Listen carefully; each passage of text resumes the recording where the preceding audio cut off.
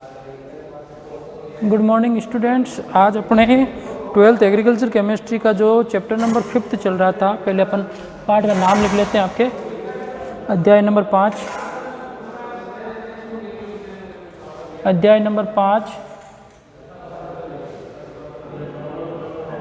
मृदा अभिक्रिया।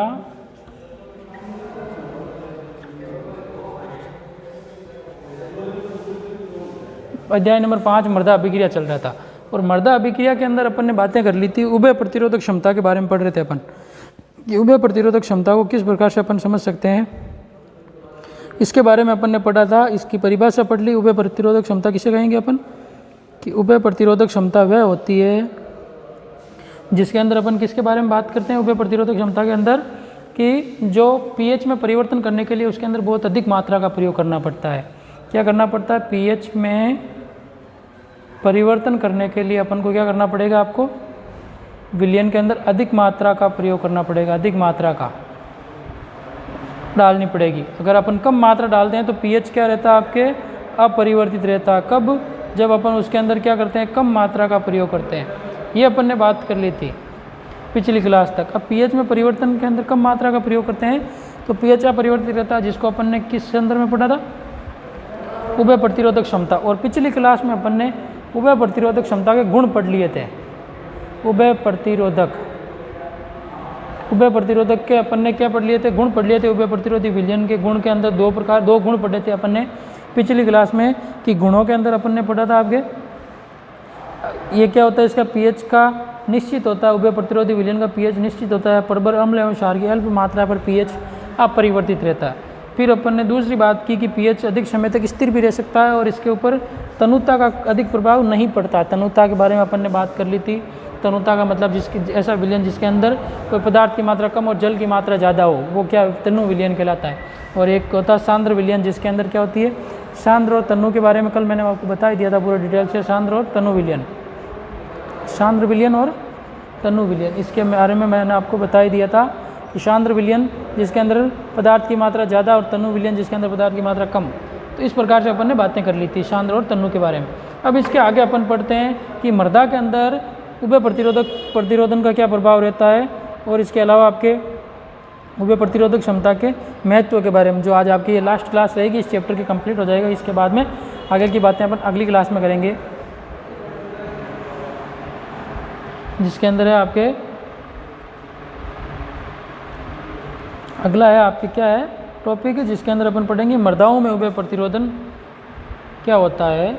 तो अगला टॉपिक है अपने इसी के अंदर मृदाओं में उभय प्रतिरोधन। मृदाओं में उभय प्रतिरोधन।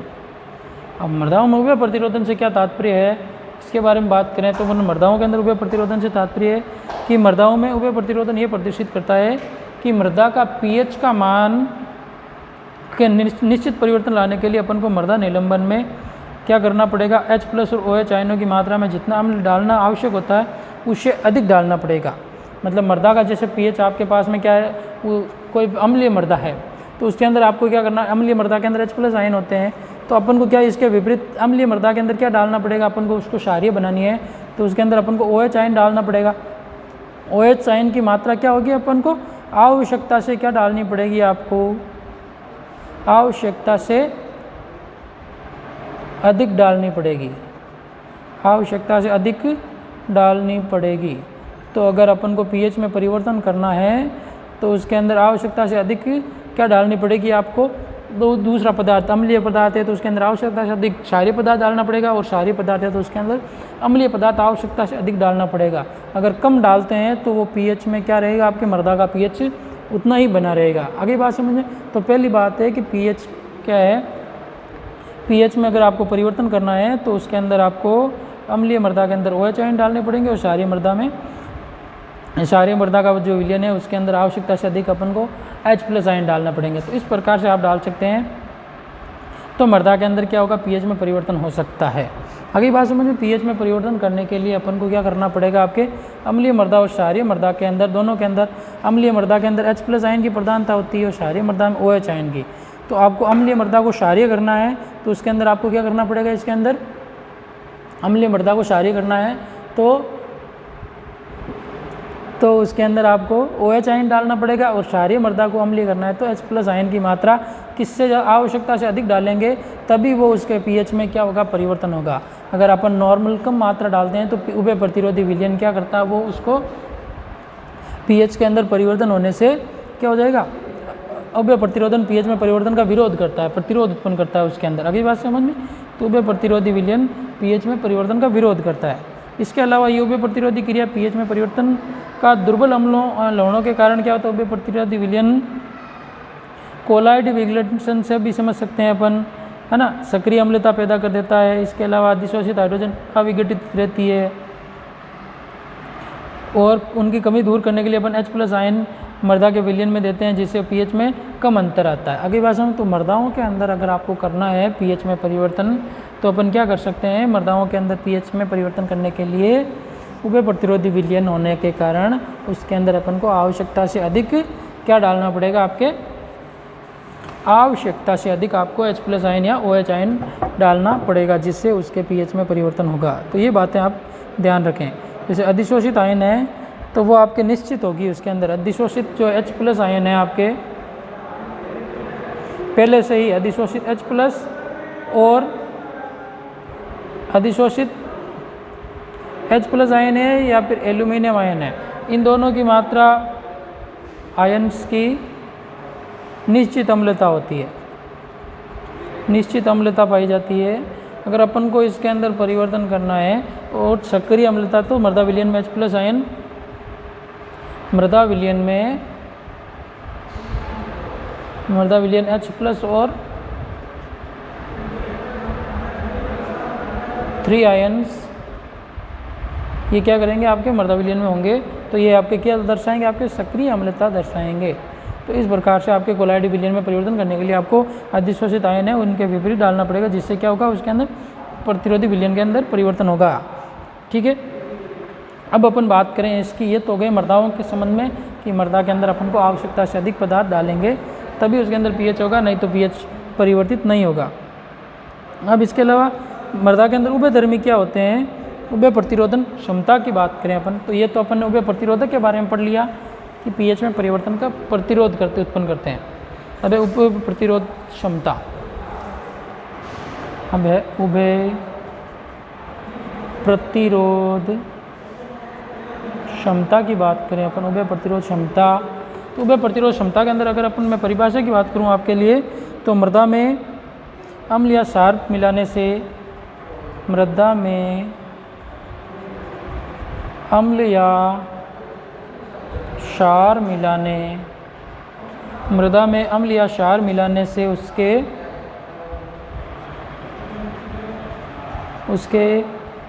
pH मान में परिवर्तन होता है। pH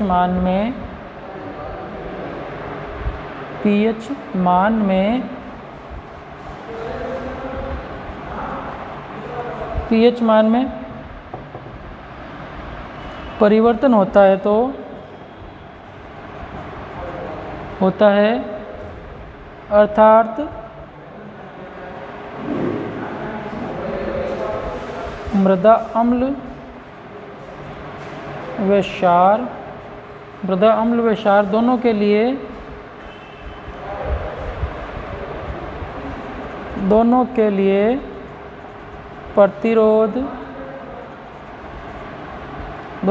प्रतिरोध प्रदर्शित करती है।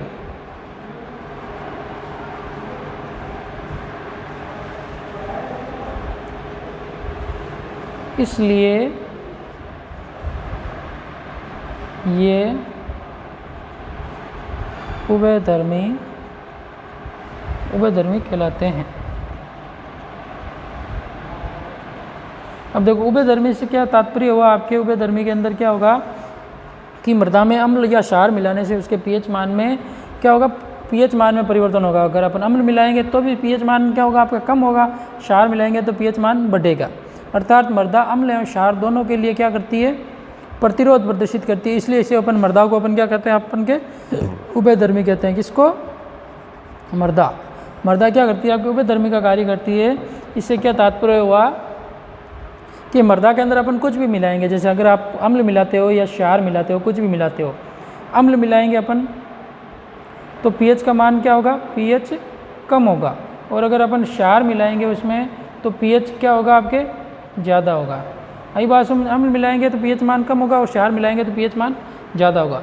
तो इससे अपन क्या समझ सकते हैं अम्ल और क्षार से आप कि पीएच मान में परिवर्तन होने से क्या होगा, अम्ल और क्षार से कम होने पर तो आपके अम्लीयता बढ़ेगी, क्षार डालेंगे तो ये क्षारीयता बढ़ेगी और परिवर्तित होगा। तो अर्थात अम्ल, मृदा क्या करती है, अम्ल एवं क्षार दोनों के लिए प्रतिरोधक का कार्य करती है और प्रतिरोध प्रदर्शित करती है, इसलिए इसको अपन क्या कहते हैं, अपन उभयधर्मी कहते हैं। क्या कहते हैं अपन, उभयधर्मी कहते हैं। आगे बात में उभयधर्मी से क्या तात्पर्य हुआ। अब इसके अलावा अपन मृदा क्या करती है, अम्लीय गुण भी प्रदर्शित करती है और क्षारीय गुण भी प्रदर्शित करती है, दोनों प्रकार की होती है। तो मृदा के अंदर क्या उभय प्रतिरोधी क्षमता कोलोइडी पदार्थ की मात्राओं पर निर्भर करती है। किसके ऊपर, उभय प्रतिरोधक क्षमता किसके ऊपर निर्भर करती, किसकी उभय पर, जैसे अपन ने पढ़ा कि मृदा उभयधर्मी का कार्य करती है। अब ये कार्य करती कैसे है ये भी तो पता होना चाहिए। तो इसके किसके कारण निर्भर करती है, ये आपके उभयधर्मी का कार्य आपके कोलोइडी पदार्थों के द्वारा। कोलोइडी जो आपके कोलोइडल पदार्थ होते हैं उनके कारण ये क्या करती है, आपके उभय प्रतिरोधक का गुण प्रदर्शित करती है। कोलोइडी पदार्थ जैसे इसके अंदर क्या पाए जाते हैं, आपके ऑर्गेनिक मैटर पाया जाता है या फिर कार्बनिक पदार्थ पाए जाते हैं। मृदा के अंदर जितनी अधिक क्या होगी आपके कोलोइडी पदार्थ के अंदर, एक तो क्ले की मात्रा जितनी ज़्यादा होगी तथा उसके अंदर कार्बनिक पदार्थ अगर इन दोनों की मात्रा आपके मृदा में ज़्यादा है, कार्बनिक पदार्थ और क्ले की मात्रा उपस्थित है, तो वो उतनी ही ज़्यादा क्या करेगा, आपके उभयधर्मी का कार्य करेगी। वो मृदा क्या करेगी, उतनी ही उसकी क्षमता ज़्यादा होगी। मात्रा ज़्यादा होने से क्या होगी, ये मात्रा अगर ज़्यादा होगी तो ये आपके दर्शाएगी ज़्यादा उभय प्रतिरोधन क्षमता दर्शाएगी। आगे बात समझ में कि अगर पीएच का मृदा के अंदर कोलोइडी पदार्थ जैसे क्ले का मतलब अपन क्या समझ सकते हैं, मृतिका की कणों की साइज जितनी छोटी होगी और कार्बनिक पदार्थ मतलब ऑर्गेनिक मटेरियल, जीवांश पदार्थ है, ह्यूमस है ना, इनकी मात्रा अगर जैसे कार्बोहाइड्रेट, सेलुलोज है ना, ये सारे कार्बनिक पदार्थ, इनकी मात्रा अगर ज़्यादा होने से क्या होगा, उसकी उभय प्रतिरोधन क्षमता ज़्यादा होगी। मतलब कि उसके अंदर पीएच में परिवर्तन करना उतना ही कठिन कार्य होगा, ये बात कहना चाहते हैं। पीएच में परिवर्तन अगर उदासीन मृदा है उसके अंदर अपन ज़्यादा पदार्थ डालेंगे तब परिवर्तन, उदासीन मृदा उपजाऊ होती है तो उपजाऊ क्षमता बनी रहेगी। आई बात समझ में। इसके अलावा इसको और कौन प्रभावित, उभय प्रतिरोधन क्षमता को धनायन विनिमय क्षमता, जो अपने 3rd चैप्टर में पढ़ी थी, धनायन विनिमय क्षमता। धनायन विनिमय क्षमता क्या करती है, आपके कैटायन एक्सचेंज कैपेसिटी CEC है ना, CEC भी आपके मृदा के अंदर उभय प्रतिरोधन क्षमता को प्रभावित करती है। अगर धनायन विनिमय क्षमता ज़्यादा है, इसकी मात्रा अगर ज़्यादा है तो वो उभय प्रतिरोधी क्षमता उसकी ज़्यादा होगी। आई बात समझ में। अगर इसकी मात्रा कम है तो उभय प्रतिरोधी क्षमता भी कम होगी। और अपन ने बात की थी प्रतिशत बेस संतृप्ति के बारे में भी। प्रतिशत बेस संतृप्ति क्या होती है आपकी, प्रतिशत बेस संतृप्ति, जिसके अंदर आपके अगर अपन समझे प्रतिशत बेस संतृप्ति से, तो अपन ने बात की थी अगर 100 से कम है प्रतिशत बेस संतृप्ति तो वो क्या होगी, आपके अम्लीय। ये अपन ने पढ़ा था पिछले चैप्टर में। और 100 से ज़्यादा होने पर वो क्या आपके उदासीन है, या 100 होने पर वो उदासीन होती है। यही बात समझ में। अगर इसके अंदर 50 से कम है तो प्रतिरोधन क्षमता सबसे अधिक दर्शाती है। अगर बेस संतृप्ति का मान 50 से कम है तो वो उभय प्रतिरोधन क्षमता ज़्यादा दर्शाएगी। तो इस प्रकार से अपन समझ सकते हैं कि मृदा के अंदर धनायन विनिमय क्षमता ज़्यादा होनी चाहिए, होने पर ये ज़्यादा दर्शाएगी, आपके प्रभावित होगी, अधिक होगी। और 50% बेस संतृप्ति पर मृदा सबसे अधिक प्रतिरोधन प्रदर्शित करती है। क्वेश्चन बन सकता है कि उभय प्रतिरोधक क्षमता कितनी प्रतिशत बेस संतृप्ति पर ज़्यादा होती है, तो 50 पे उभय प्रतिरोधन क्षमता अधिक होती है। ये क्वेश्चन भी बनता है 1 नंबर का। तो आप इस प्रकार से समझ सकते हैं 1 नंबर के क्वेश्चन बनते हैं आपके सिलेबस के अंदर। ये चैप्टर ज़्यादा नंबर का नहीं है, इसके कारण इसके अंदर छोटे छोटे क्वेश्चन ही बनेंगे। आई बात समझ में। उभय प्रतिरोधक क्षमता को कौन बढ़ाता है? एक तो मृतिका और कार्बनिक पदार्थ होने चाहिए मृदा के अंदर। इसके अलावा बेस संतृप्ति 50 से कम हो 50% है, मृदा अधिक प्रतिरोधन क्षमता दर्शाएगी। आपके 50 से तो मृदा अधिक प्रतिरोधन क्षमता दर्शाएगी। धनायन विनिमय क्षमता अगर ज़्यादा है तो उभय प्रतिरोधन क्षमता ज़्यादा होगी। तो इस प्रकार से अपन समझ सकते हैं 3 चीज़ों के एग्जाम्पल के द्वारा कि उभय प्रतिरोधन क्षमता को कौन कौन आपके कार्बनिक पदार्थ, धनायन विनिमय क्षमता, मृतिका, इसके अलावा बेस संतृप्ति अगर 50 है तो ये आपके क्या दर्शाएगी? ज़्यादा दर्शाएगी। क्या? उभय प्रतिरोधन क्षमता मृदा। अगली बात, और उभय प्रतिरोधन क्षमता किसे कहते हैं? पीएच में परिवर्तन का विरोध करते हैं, वो आपके उभय प्रतिरोधन क्षमता कहलाती है। अगली बात समझ में, ये तो हो गई आपके उभय प्रतिरोधन क्षमता के बारे में। अब इसके अलावा अपन बात करते हैं आपके उभय प्रतिरोधन क्षमता से आगे उभय प्रतिरोध का महत्व। अगली बात समझ में, क्षमता के अंदर 3 चीज़ें अपन ने पढ़ ली कि एक तो वापस बता रहा हूँ, तीनों चीज़ें कौन कौन सी? एक तो आपके कार्बनिक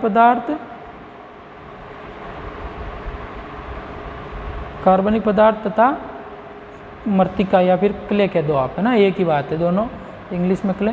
इनकी मात्रा ज़्यादा है तो उभय प्रतिरोधन क्षमता ज़्यादा, क्षमता भी क्या होगी आपके?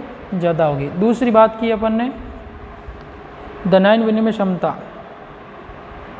धनायन विनिमय क्षमता, धनायन विनिमय क्षमता मतलब CEC, अगर ये ज़्यादा है तो इसकी क्षमता भी क्या होगी? उभय प्रतिरोधन क्षमता वो भी ज़्यादा होगी। और तीसरी बात 50 बेस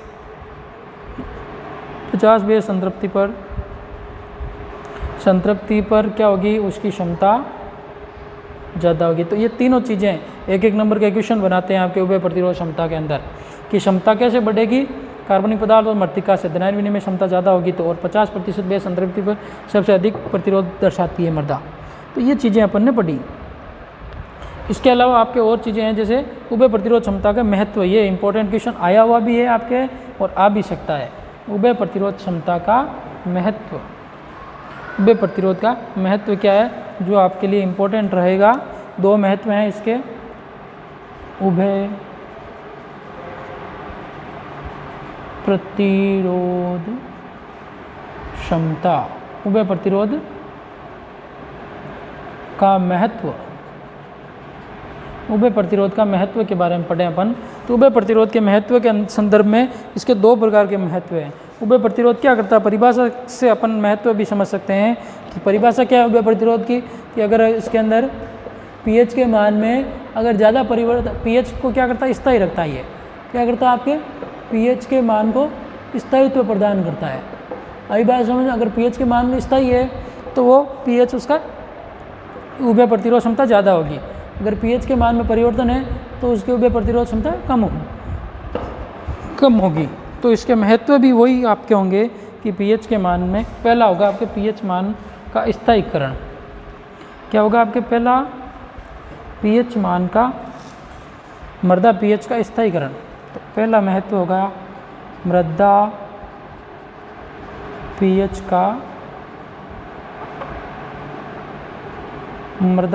का स्थायीकरण, कि मृदा का pH अगर स्थायी है, स्थायी करने में इसका इंपॉर्टेंट रोल रहा कि मृदा का pH अचानक परिवर्तन, मृदा pH का अचानक परिवर्तन मृदा वातावरण के लिए क्या होता है? बड़ा परिवर्तन होता है, क्योंकि अगर मृदा का अम्लीय हो जाएगी तो वो उपजाऊ कम हो जाएगी, और क्षारीय हो जाएगी तो भी उपजाऊ कम है। तो ये पौधों के लिए एक हानिकारक प्रभाव होता है, और जिसके कारण पोषक तत्वों की प्राप्यता भी, जो अपन ने पहले पढ़ा, सारणी बनाकर पढ़ी कि पोषक तत्व ज़्यादातर कौन किस pH पर उपलब्ध रहते हैं? आपके उदासीन pH पर। अगर इसके अंदर परिवर्तन हो जाएगा तो पेड़ पौधों को और सूक्ष्म जीवों को हानि पहुंचाएगी। तो उभय प्रतिरोध क्या करती है? आपके पौधों के लिए क्या है? ये लाभ पहुंचाती है, क्योंकि लाभ पहुंचाती है। क्यों पहुंचाती है लाभ? ये लाभ इसलिए पहुंचाती है कि pH के मान में अगर जल्दी परिवर्तन हो जाएगा, pH के मान में अगर ज़्यादा परिवर्तन होगा तो वो क्या दर्शाएगा? आपके pH का मान ज़्यादा परिवर्तन होने से पोषक तत्व नहीं मिल पाएंगे, है ना, पोषक तत्व pH को बनाए रखने में। इसके अलावा ये आपके सूक्ष्म जीवों की सक्रियता, ये भी प्रभावित होगी अगर pH में परिवर्तन होगा, सक्रियता। तो ये चीज़ें बनी रहेगी तो वो आपके पीएच के मान बना रहेगा। यही बात समझ में। तो ये चीज़ें उसके लिए फ़ायदेमंद है पीएच के मान के लिए। तो पहला गुण तो गया पीएच मान का स्थायीकरण करने में उभय प्रतिरोध का इम्पोर्टेंट रोल है। पीएच मान आगे ना बात समझ में आपको, पीएच स्थायी रहेगा तो क्या होगा, पौधों को लाभ होगा। क्या होगा, उसको पोषक तत्व बराबर मिलते रहेंगे, सूक्ष्म जीवों की सक्रियता बनी रहेगी। अगर पीएच का मान स्थायी नहीं होगा तो पोषक तत्वों की प्राप्यता में कमी हो जाएगी और सूक्ष्म जीवों की सक्रियता में कमी हो जाएगी, जिससे पौधों की वृद्धि क्या हो जाएगी, रुक जाएगी। तो उभय प्रतिरोध क्या करता है, आपके महत्व है कि उनको बनाए रखता है पीएच के मान को। ये तो हो गया आपके पीएच के मान को बनाए रखने में। और दूसरी बात है आपके पीएच के मान को बनाए रखने के अलावा इसका कार्य होता है कि मृदा सुधारकों की, दूसरा है मृदा सुधारकों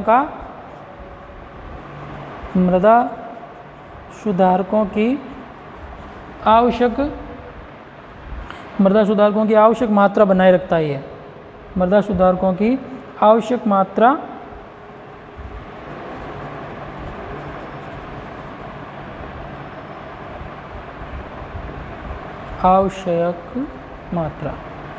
तो मृदा सुधारक, पहली बात तो उभय प्रतिरोध का महत्व, पीएच का स्थायीकरण करता है। पीएच स्थायी रहेगा तो मृदा के अंदर क्या होगा, आपके पौधों को पोषक तत्व अच्छे से मिल पाएंगे और सूक्ष्म जीव सक्रिय रहेंगे, क्योंकि आवश्यक मात्रा भी बनी रहती है, जिससे क्या होता है कि पीएच में अगर मृदा के अंदर उभय प्रतिरोधक क्षमता अधिक होगी तो पीएच के अंदर आपको, जैसे क्षारीय मृदा है या फिर अम्लीय मृदा है, मान लेते हैं अपन कोई अम्लीय मृदा है अपने पास में, तो अम्लीय मृदा के अंदर क्या डालते हैं अपन, जिससे वो क्षारीय हो जाए, तो उसके अंदर अपन क्या डालेंगे, अपन अम्लीय मृदा के अंदर तो अपन चूना डालेंगे, जिप्सम डालेंगे। और क्षारीय मृदा के अंदर आप क्या डालते हैं, ज़्यादा उसको सुधार करने के लिए अपन क्या डालेंगे, गंधक डालेंगे, तो जिससे उसके अम्लीय मृदा और क्षारीय मृदा में सुधार हो सकता है। तो उसकी मात्रा अपन को क्या डालनी पड़ेगी, अगर अपन को उतनी मात्रा आवश्यकता डालनी पड़ेगी। और चूने की मात्रा निश्चित करते हैं तो मृदा में पाए जाने वाले आपके कार्बनिक पदार्थ की मात्रा, उसकी बनावट को भी ध्यान में रखते हैं। आई बात समझ में कि मृदा सुधारकों की आवश्यक मात्रा, जैसे अम्लीय मृदा के अंदर अपन को चूना उतना ही डालना पड़ेगा जिससे वो सुधारक उदासीन हो जाए मृदा।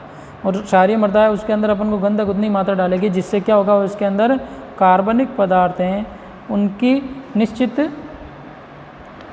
मृदा में जो पाए जाने वाले आपके क्या हैं, कार्बनिक पदार्थों की मात्रा और उसकी बनावट को भी ध्यान में रखते हैं। कार्बनिक पदार्थों की मात्रा एवं उसकी बनावट को भी वो ध्यान रखते हैं। उभय प्रतिरोधन क्षमता से क्या होता है, उनके अंदर कोई हानि नहीं पहुंचती है।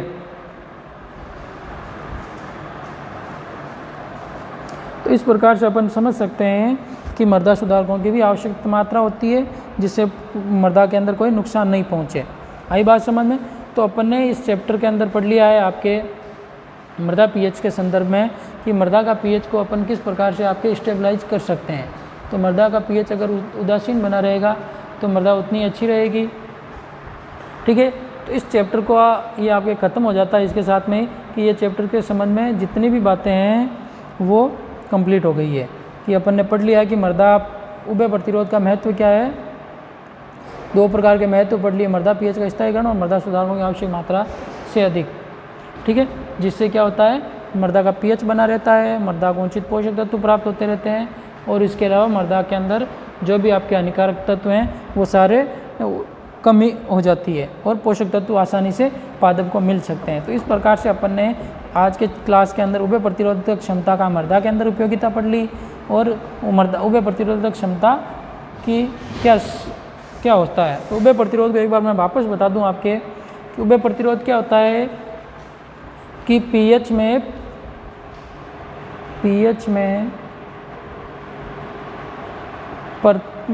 परिवर्तन का क्या करता है, ये पीएच में परिवर्तन का विरोध करता है।